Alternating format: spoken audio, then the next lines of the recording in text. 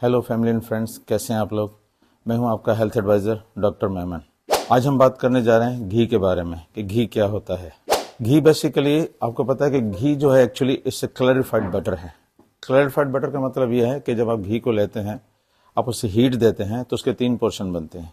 एक वाटर बनता है जो कि एवापोरेट हो जाता है, हवा के अंदर गायब हो जाता है। सेकंड, उसका मिल्क सॉलिड्स बनते हैं, वो नीचे बैठ जाते हैं। थर्ड, इसके ऊपर एक फैट की तह जम जाती है जो एक्चुअल घी होता है। तो उसमें से मिल्क सॉलिड्स को अलग कर लिया जाता है और घी को निकाल लिया जाता है। तो अभी बेसिकली इश्यू यह है कि हम इस पर बात करेंगे घी हेल्दी है या घी खाने से, जिस तरह लोगों को कहा जाता है कि घी खाने से हार्ट अटैक हो जाता है, घी खाने से आप मोटे हो जाते हैं, या घी खाने से आपको ब्लड प्रेशर हो जाएगा या कोलेस्ट्रॉल वगैरह हो जाएगा। देखें, ऐसा बेसिकली कुछ नहीं होता है। घी को अगर आप देखें कि घी की कंपोजिशन मोस्टली जो है सैचुरेटेड फैट्स हैं और अनसैचुरेटेड फैट्स हैं। घी में 4 विटामिन होते हैं, फैट सॉल्युबल विटामिन हम उसे कहते हैं। Vitamin A, vitamin D, vitamin E और विटामिन के। विटामिन ए जो है हमारी आंखों के लिए बहुत अच्छा है, हमारी नज़र के लिए बेहतरीन है। विटामिन डी हमारे जॉइंट्स, बॉडी पेन वगैरह के लिए बहुत अच्छा है। विटामिन ई जो है हमारी स्किन के लिए और फर्टिलिटी के लिए बहुत अच्छा है। और विटामिन के जो है ब्लीडिंग वगैरह से, अगर कहीं चोट लग जाए तो खून वगैरह को रोकने के लिए, स्टॉप करने के लिए बॉडी नेचुरली जो है उसको प्रोड्यूस करती है और उसको स्टॉप करती है। इसके बाद इसके अंदर जो है फैटी एसिड्स हैं, ओमेगा 3 और ओमेगा 9 है। ओमेगा 3 और 9 जो हमारे हार्ट के लिए बहुत अच्छा है। हार्ट के ब्लॉकेज वगैरह होता है जो वेन्स वगैरह में, आर्टरीज वगैरह में, उसको वो प्रिवेंट करता है। तो इसलिए घी खाने से कोई हार्ट अटैक वगैरह नहीं होता। हमारा 60% जो ब्रेन है वो भी फैट का बना हुआ है, जिसके अंदर मोस्टली सैचुरेटेड फैट्स हैं एंड पॉली अनसैचुरेटेड फैट्स हैं, और उसके अंदर फैटी एसिड्स हैं ओमेगा 3, 6, 9 वगैरह। तो ब्रेन हेल्थ जो है वो डिपेंड करती है घी के ऊपर। आप घी कितना लेते हैं और उसको किस तरीके से रेगुलर कितना अर्सा इस्तेमाल करते हैं। हमारे हार्ट की हेल्थ भी है वो घी पे डिपेंड करती है। तो घी खाने से कभी भी कोई आपको हार्ट अटैक वगैरह होने का चांस नहीं है। थर्ड नंबर जो चीज़ है वो है ब्यूटेरिक एसिड या ब्यूटेरेट कहते हैं। ब्यूटेरेट जो है वो हमारी लार्ज इंटेस्टाइन जो कोलन वगैरह कहते हैं, जिसके अंदर हमारे तकरीबन 70-80% या इवन समटाइम 90% हमारी इम्यूनिटी जो है वो हमारी आंतों से डेवलप होती है, जिसे हम क़ुव्वत मुदाफ़त कहते हैं। तो हमारी आंतें जो हैं घी को पसंद करती हैं, उसके अंदर जो ब्यूटेरिक एसिड होता है उसको पसंद करती हैं, जिसकी वजह से आंतों की सोजिश जिसे कोलाइटिस कहते हैं वो नहीं होता है। इरिटेबल बाउल सिंड्रोम जिसे IBS कहते हैं वो नहीं होता। अगर आपको एसिडिटी वगैरह, गैस्ट्रिक अल्सर वगैरह है तो वो भी नहीं होता है। घी खाने से हमारा जिगर जो है बाइल ज़्यादा प्रोड्यूस करता है।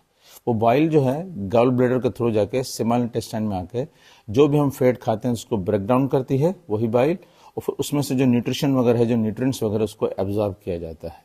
तो इस तरीके से पेट की तमाम बीमारियों के हल के लिए जो है, मोस्ट ऑफ द बीमारियों के लिए हल के लिए जो है घी एक बहुत हेल्दी चीज़ है। घी के अंदर एक और चीज़ होती है, एक और एसिड होता है जिसे हम कहते हैं CLA, कॉन्जुगेटेड लिनोलिक एसिड। ये वो एसिड है जो बॉडी के अंदर इंसुलिन रेजिस्टेंस जो होता है उसको ख़त्म करता है और बॉडी की इंसुलिन सेंसिटिविटी को बढ़ाता है, जिसकी वजह से क्या होता है कि हम अपने वज़न को कंट्रोल कर सकते हैं और वज़न को कम भी करते हैं, और डायबिटीज़ को, स्पेशली जो टाइप 2 डायबिटीज़ है, उस पर भी काबू पाया जा सकता है। तो बेसिकली घी के 4 फायदे हो गए। ब्रेन हेल्थ के लिए बहुत अच्छा है, हमारी आंतों के लिए, डाइजेशन के लिए बहुत अच्छा है, हमारे हार्ट के लिए बहुत अच्छा है, और हमारे हार्मोन्स के लिए बहुत अच्छा है, हमारे स्किन के लिए बहुत अच्छा है। तो घी के बेसिकली फ़ायदे ही फ़ायदे हैं, को ख़ास नुकसान नहीं। बस ये कि आप मॉडरेशन में इस्तेमाल करें, अपने डॉक्टर से मशवरा करके इस्तेमाल करें। और हमेशा की तरह जैसे मैं कहता हूँ कि एडवाइस तो मेरी है और हेल्थ आपकी है, डिसीजन आपका है।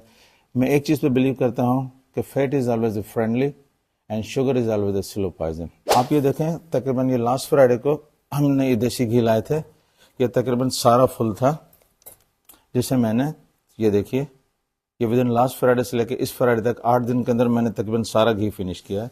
मैं डेली तकरीबन दिन में 2 मरतबा 2-3 टेबल स्पून जो है देसी घी का इस्तेमाल करता हूँ। ये देखिए, अभी हम इसका 1 टेबल स्पून लेंगे। और हेल्दी फैट है, जब मैं खा सकता हूँ तो आप भी खा सकते हैं। जो लोग मुझे जानते हैं पर्सनली बहरीन में, वो जानते हैं कि मैं तो कभी मोटा नहीं हुआ घी खा के, अल्हम्दुलिल्लाह। ये देखिए, इसका एरोमा भी बहुत अच्छा है।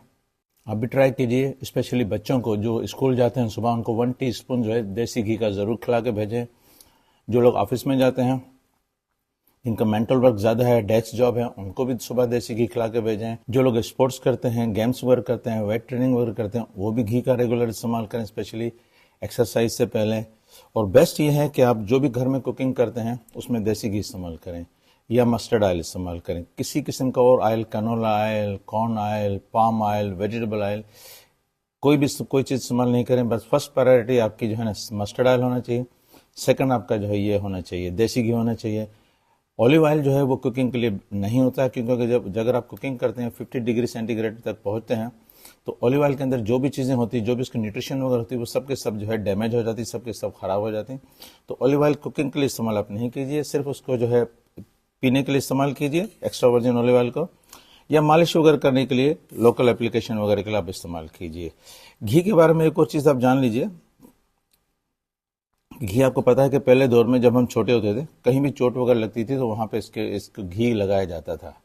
तो घी बेसिकली एंटी इन्फ्लेमेटरी भी काम करता है। दर्द हो जाए, सोजिश हो जाए, जोड़ों में दर्द वगैरह हो, खासतौर पर जिनको आर्थराइटिस का प्रॉब्लम है, जॉइंट्स की डिजीज वगैरह है, वो रेगुलर अगर घी का 1 टीस्पून सुबह शाम इस्तेमाल करें, अपने डॉक्टर से मशवरा ज़रूर कर लें, लोकली अप्लाई करें देसी घी को, तो उससे भी बहुत फ़ायदा होगा।